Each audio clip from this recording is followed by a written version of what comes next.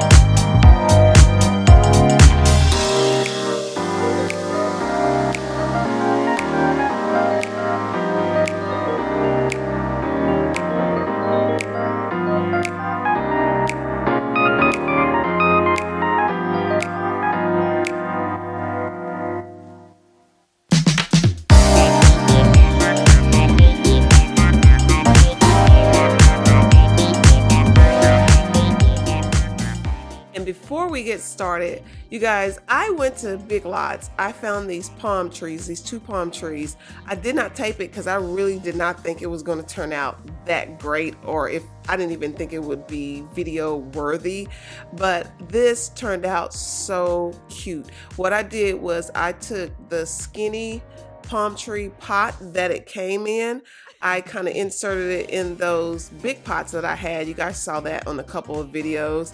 And what I did was I stacked it with mulch first at the bottom so it can give it some height. And then I just added a layer of white marble rocks. No joke, this looks so real. So I just had to show you guys this real quick before we hopped into the video. And I also did a little sign. I just recreated a little sign that I already had and just added some seashells to it. So I wanted to show you guys that also.